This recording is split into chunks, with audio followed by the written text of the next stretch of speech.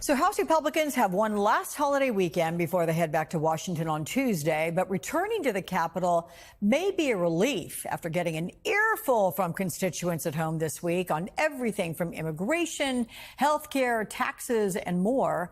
Voters speaking out at a ribbon cutting in Maine and at Ohio and Alabama town halls. So let's take a listen.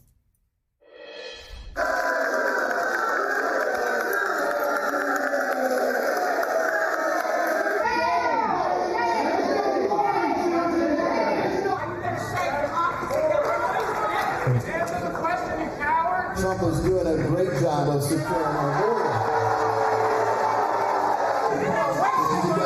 Have sex for a citizen and a non-citizen are different. False, false, shame, shame.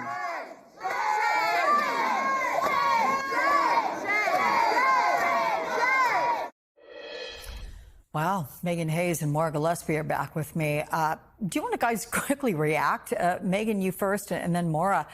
That's pretty harsh rhetoric. I mean, it sounds like constituents were not at all buying what these representatives were selling.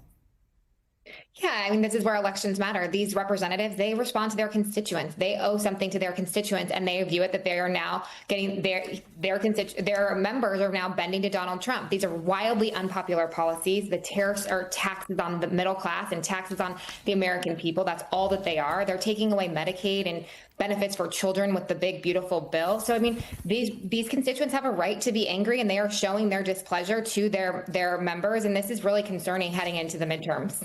Maura, your thoughts on what we heard?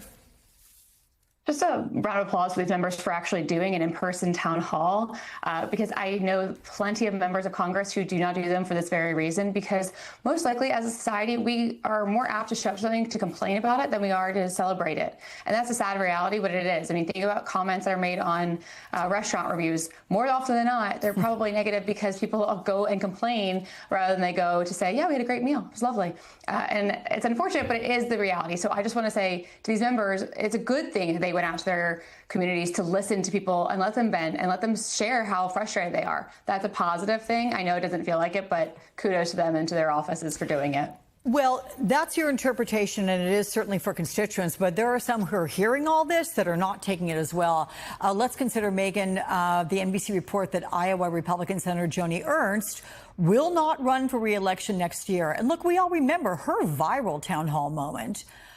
Are these reactions, again, showing these elected representatives we're not buying it, and you've got to do something to change it? And what extent do you think they will do something to change, given the tenor in Washington right now?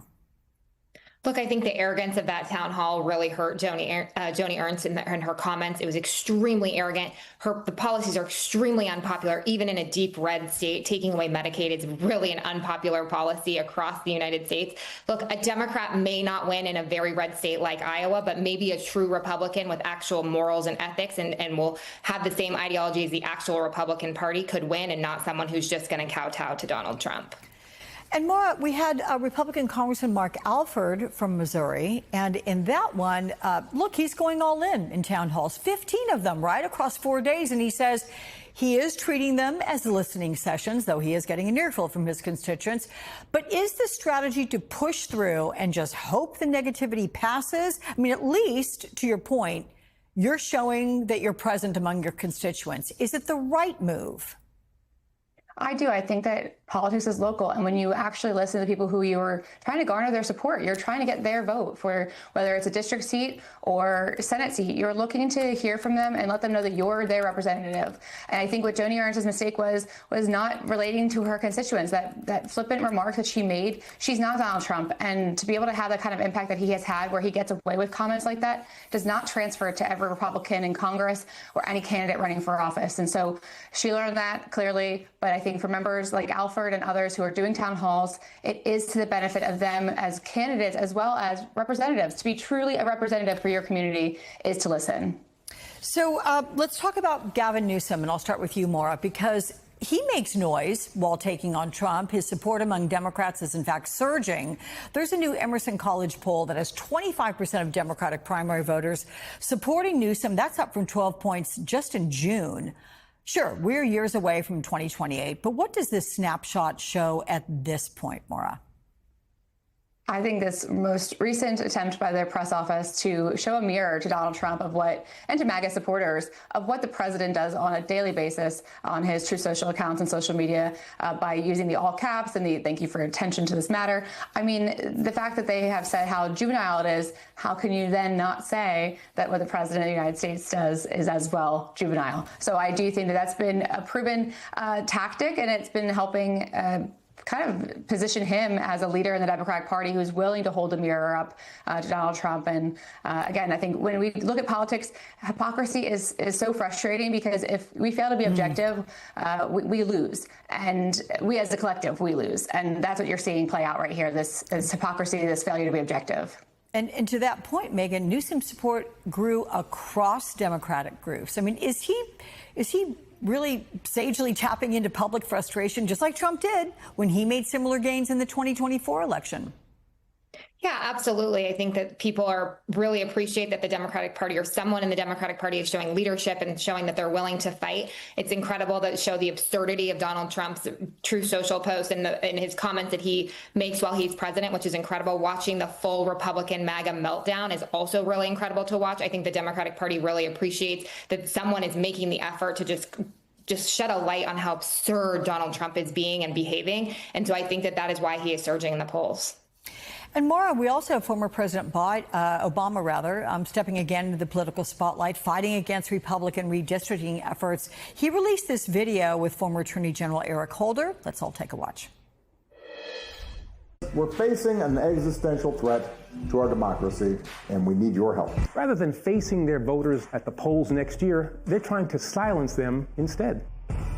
Eric and I started the NDRC to win fights like this. So, if you want your voice to be heard in next year's midterm elections and beyond, help us meet this moment and preserve our democracy.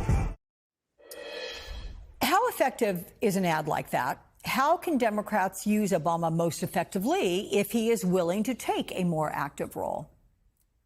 Well, they can remind their base and their voting bloc that they have won elections in the past, especially these younger voters who have been under, Republican control for quite some time of their voting, lives. And so looking at it as Obama was successful in galvanizing a base of voters that weren't super active prior to his entering the race. And maybe that's what the tactic here is, that he's trying to, inspire some voters who have, struggled about whether or not to support the Democratic Party. Well, maybe they'll do so under him again.